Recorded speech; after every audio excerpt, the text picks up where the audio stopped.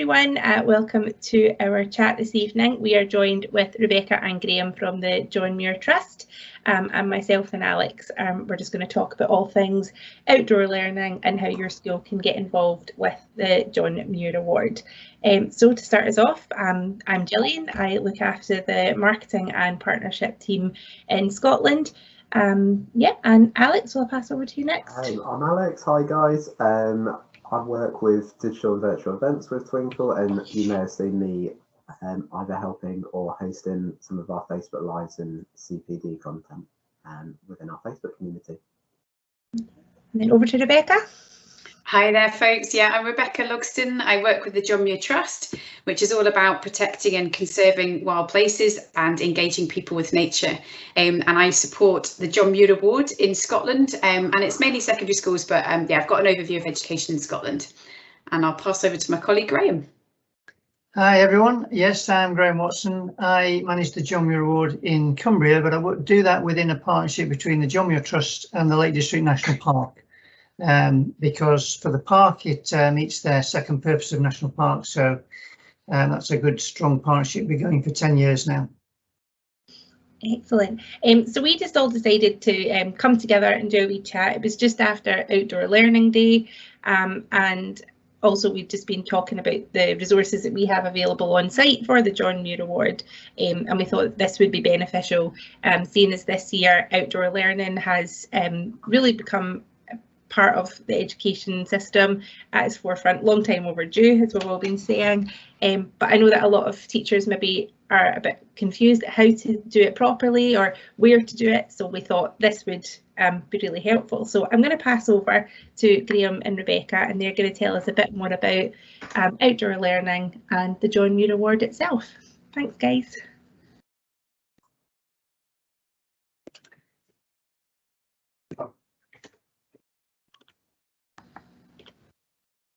So great, yeah, thanks very much, Gillian.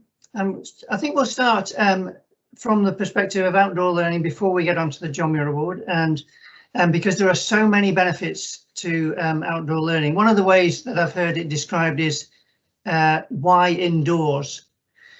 So that's a really good question. Why do we do things indoors, where things to do with the natural world can be much more abstract, whereas if you actually get outside, then it can produce a bit of excitement and it can produce some challenge and adventure. So we've got a number of kind of benefits listed here. So challenge and adventure excites people. You can incorporate practical knowledge and skills into your learning.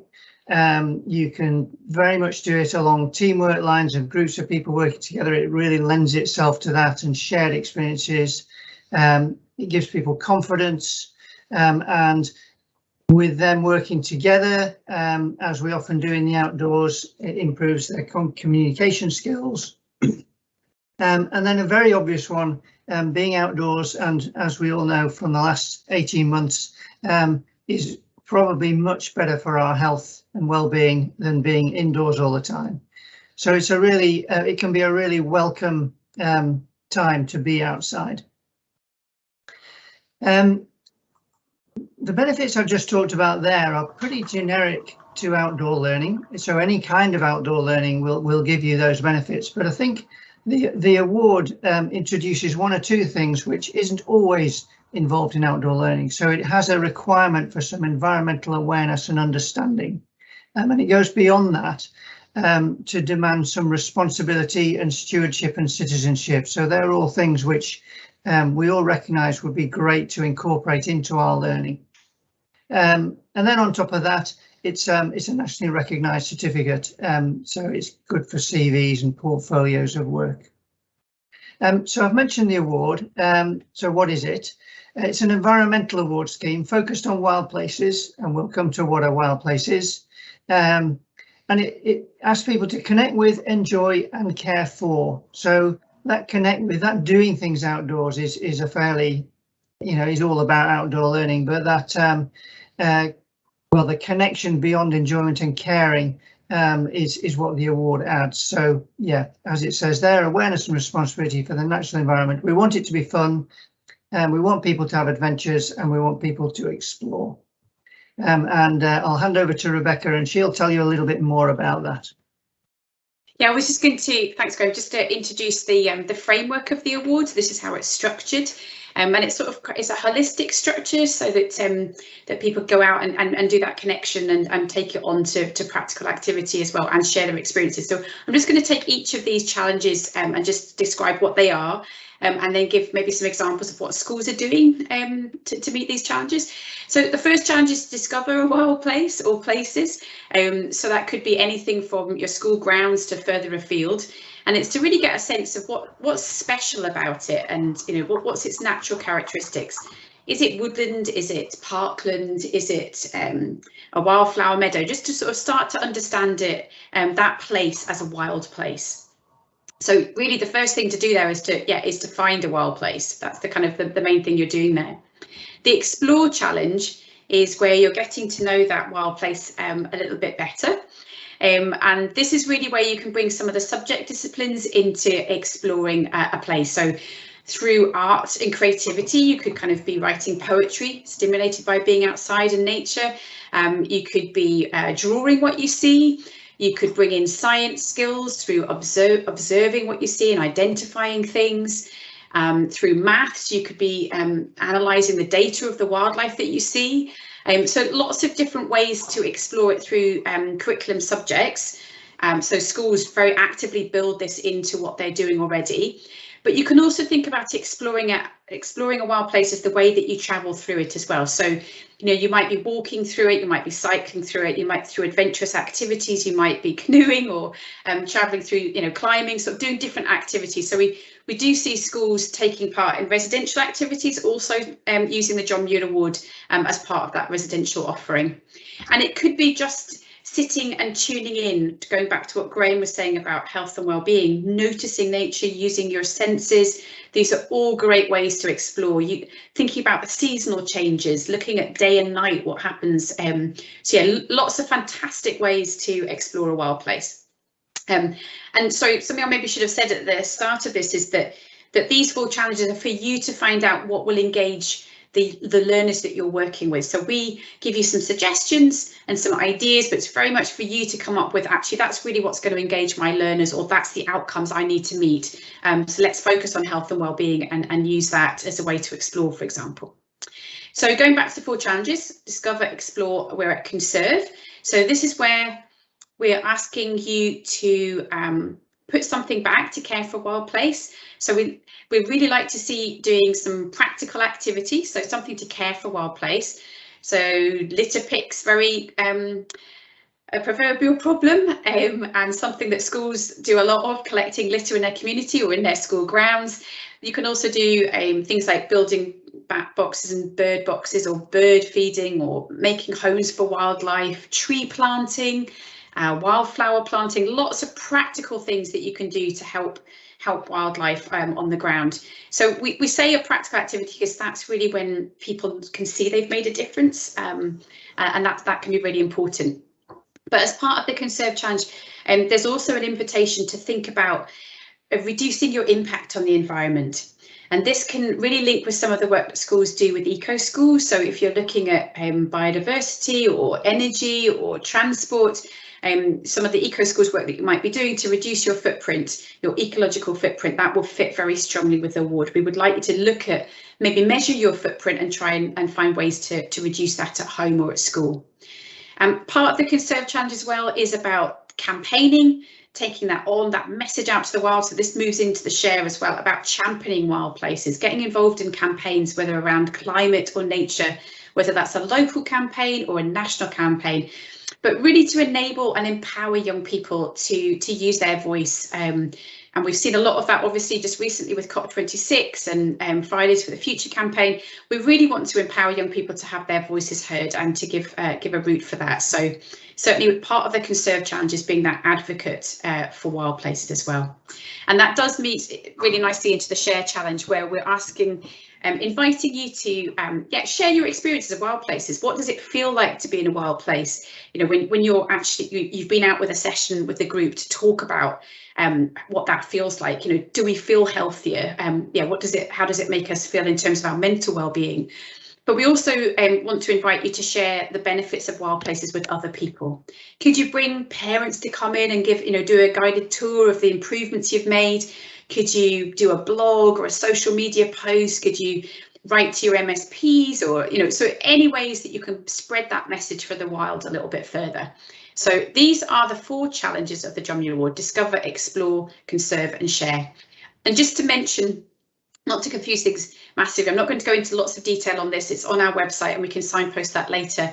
But it is a progressive scheme, so you can go through different levels of the award, a little bit like Duke of Edinburgh's award, where you've got different levels, and we recommend you start at Discovery Award level there. So just to sort of flag where you can find out more information, we're going to carry on the conversation in a minute, but just so you know where to go to get further information, that's our web link there. We've an education page, a dedicated education page, which can take you to some examples of schools and colleges that have got involved, or youth work settings that have got involved. So some lovely examples there. You can also access our curriculum resources. That's an image there of one of our curriculum resources for England, which shows the link with the John Muir Award and the national curriculum. And yeah, go to the Get Involved page. That can take you through the process of actually registering an award with us as well.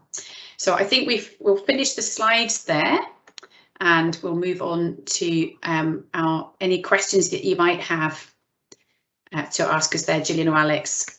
Yeah, that was great and really informative. Thank you. It looks like I'd love to get involved myself, let alone with part of the group or class. So wondering, with some schools being in a city or more in urban areas, what would count as a wild place that perhaps they could get started with that explore section of the award to begin with? So I'll take that one, Alex. Thanks. Yeah. So people often do say, yeah, well, what do you mean by a wild place? And it's a very interesting question, because really whether something is wild is a personal response. So if you travel out from the city to the rural countryside in, say, farmed land, but you've never been out of the city, you might think that's really wild. To the farmer who's walking around his fields, he doesn't think it's wild at all. So it's on a complete spectrum, and it's what your response is. So we have true wilderness, which we may not even have in this country, and then we have urban space where there is some wildness. So we then start to think about wildness. Okay, what does that mean? Well, on the pavement outside your school, there may well be plants pushing up through the tarmac. There might be bugs and bees. There might be all sorts of things living their wildlife, and that could be. It could also be in a local park. So you can connect. If we then talk about it really connecting with nature. So I think one of the best examples I've seen of this is it was actually a youth group in Carlisle in Curragh, and they literally had a paved yard, and so they decided they'd take some paving stones up and they'd start growing vegetables in the earth and in the bits that they dug up. So their connection with nature was actually growing plants and starting a bit of wildlife in their yard. So when we say a wild place, it's really where can you connect with nature? And even if there isn't anything in your place, then perhaps you can kind of import some nature in either pots or by digging the paving stones up or whatever. So yeah, that even in that kind of extreme example, you can find some way of connecting with nature. And also, it might not apply for everyone, although it is an aspiration that people can do this, to get to walk to a local green space is certainly an aspiration of Natural England, and it's something which probably most people can do. So yeah, I don't know whether you've got anything you want to add on there, Rebecca, about wild places. No, that's great. I like this idea of a spectrum and that everyone can access a wild place as well. So it's just that sort of sense of wildness that you can get from, and sometimes it's about tuning in. There's a great activity that I sort of run with groups about asking people to think about where nature has taken over civilization. So just a spot where nature's taken over civilization, and you're just walking along the pavement, as Graham said there, and and actually you can start seeing like the little trees growing out the cracks, or or the little bits of moss, or so it's actually sometimes just seeing places differently and sort of adding this wild lens to then looking at places rather than seeing the concrete jungle. Actually, is there little bits of green popping up here, and what else could we do? So yeah, I think it's talk about this wild lens. I think it's just changing your perspective sometimes. Yeah, and we want to make this accessible as well. And yeah, it would be fantastic if lots of school groups can go, on residential trips to give that epic adventurous activity. That's obviously a wonderful opportunity. We don't want to sort of undermine that, but it's also that regular, frequent activity and experience of the outdoors that you can only get really that's by visiting your school grounds or your local park. So I think it's a bit of a mixture and a blend of those places if possible. It's where we see good practice in outdoor learning, definitely. I think that's what's really important, is it's not an extra or an add-on or something dead exciting to do. It's embedded in your practice, and that you're making it part of your daily teaching. I think that's when it has its most benefits. So I love that. I totally agree. I worked in a school in Aberdeen City that was, as you would say, a concrete jungle, but when you think about it, there would be small areas of grass. There was bits coming out of old walls. It was an old Victorian school, so there was lots of different bits that you could have really looked in. I need to go back there and find all little. I think one of the ones that schools do quite a lot of is bird feeding as well, because it doesn't actually take long in an urban setting to sort of put a bird feeding station up, and then actually wildlife comes in. Yeah. It doesn't take long to sort of populate, colonize, I don't know what the word is, but for our bird friends to come and see us and visit us, and it's a wonderful thing to see that immediate response of feeding birds, and then actually being rewarded with them actually coming in. So yeah, that's been a nice one in an urban setting, definitely. Just a wee quick question for myself. So my background is in primary teaching, and I know you mentioned working mostly with secondary. Is there an age limit for taking part in the John Muir Award? So there is a sort of an age sensitivity. So we work across primary and secondary school and special schools as well. So we're very inclusive as an award, and we talk about being open to everyone. And there's ways that can be done. But as an individual award, we talk about the upper primary level of school. So I'm going to see if I get this right for England, because I work in Scotland. But in Scotland, that means second level of learning in the curriculum for excellence.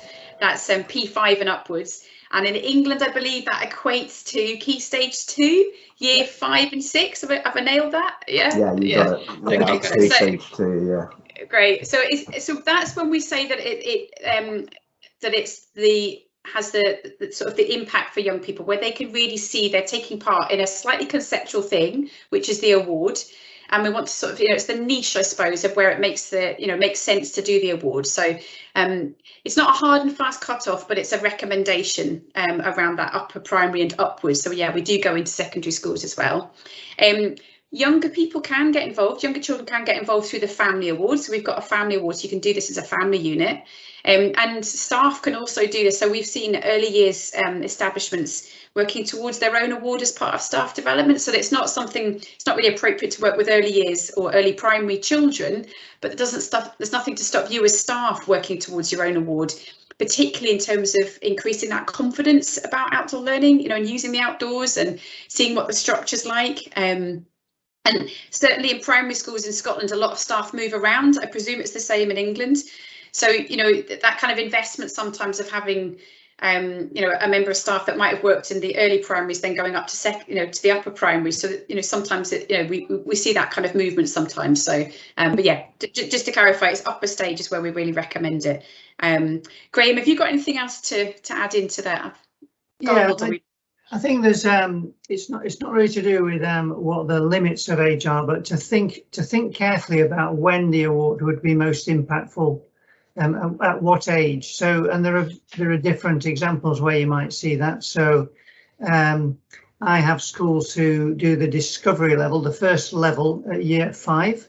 It's giving them some responsibility, but then they can increase that responsibility if the year 6s do the next level up of award. So they use the progression through year 5 and year 6 to increase responsibility and commitment to it. The other way of thinking about it across the primary and secondary spectrum is I've had schools who use it as a, there's another term for it, but a kind of team building activity for year 7 as they go in, as they start at a new school. And then the other thing is to think about that period, year 7 to year 9, is often a time when people are thinking about new possibilities, and they're getting to grips with abstract concepts like values and caring for things. So that can be a really good time to introduce the award as well, to impact on how students develop. Yeah, so that was the equivalent here for kind of S1 to S3, wouldn't it? So that's again just as that transition period moving into secondary, and as you say, when you move to secondary, it's new pupils, so it'd be a really good team building exercise. Yeah, it's about transition. Yeah, I loved what you said about the early years staff doing it as a team. I know I've got my youngest is currently at nursery, and they are outside all the time, and we live in Aberdeenshire. It's not it's not the place to be all the time, but they are outdoors in all weather. And yeah, I think, as you say, just to be having a structure where it's improving your practice and building on that. But there's an award at the end, and on the coattails of COP26, so many schools will be doing things to do with helping the climate and making change, that this is something that they can really prove that they've show that they've worked towards and made those differences, as opposed to it just being another exercise they've done because of what's happening topically at the moment. So I love it. I was going to say as well, there are other award schemes as well, just going back to what Graham's point was about progression as well. So for early years or early primary, there's the RSPB Wild Challenge Award. So, and we've been looking at how we can map a progression for environment awards. That's a piece of work that we're just doing at the moment, so that you can see that early years or early primary taking part in Wild Challenge, and then moving on to a John Muir Award in primary school at a certain level, and then moving on to a secondary school, maybe progressing on to the next level or repeating an award. So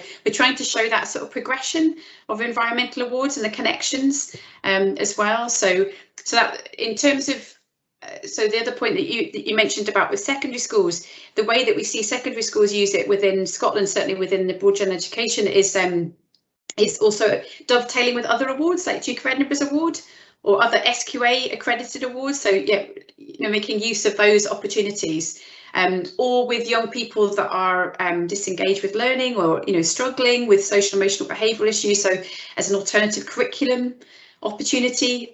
So yeah, so many ways to use it, and I think that's what I love about the award, is the way that it's so flexible, and that you basically just gear it to the group that you're working with, and that you want, and the objectives of what you want to work towards as well. Yeah, but I'm a bit biased. No, I agree. I think it's a lovely idea, and revisiting it throughout the curriculum as well, or at different age points, so is really key, and really sets up that sustainable approach. Well, I suppose it's sustainable in one way, and then actually in the other way as well. Like, it allows children to really get involved and do that, and that sort of leads nicely onto my next question, or something I was going to ask. I know you said it's a tiered approach with certain time allocations or requirements for that, and I was just wondering if you'd mind just delving a little bit deeper into that, and if it had to be if it could be spaced out, or if it's in one block, or what that might look like at different stages, perhaps. Yeah, okay, I'll tackle that, Alex. So yeah, we have 3 different levels of award.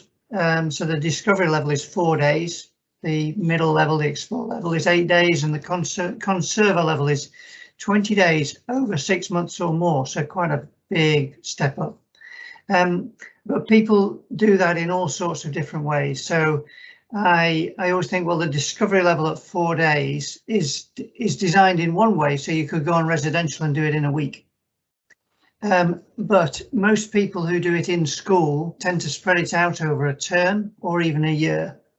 And it can be made up of half days, it can be made up of 2-hour slots, as long as that time is spent, the majority of that time is spent outdoors, hands-on, getting to grips with things. And then the other way you can look at that is some people, so if they're spreading it out over a term, it might be to do with their termly theme or topic or a project they're doing. Or if you spread it out over a year, one way that I like to see schools doing it is to say, actually, we will use the award to encompass all the outdoor learning we do in the whole year.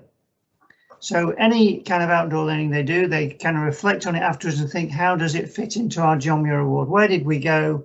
What did we do? How did we look after the place we went? And how have we shared that?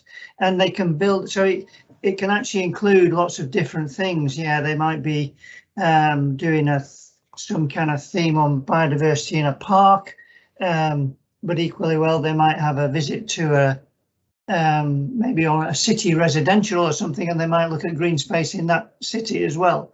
And it can all be brought back into that structure and build up their award. So yeah, there's kind of there's a myriad of ways of doing it. It's very flexible in that way. And if all your outdoor learning, which it will be, is all going towards your objectives, then it's not really, you wouldn't call it extra time, because, and then the process behind it, so what do you need to do to register and the time involved there is really quite minimal. We have a two-sided proposal form where you describe how you're going to achieve the criteria for the award. So we really work hard to keep that bit low key and easy on time.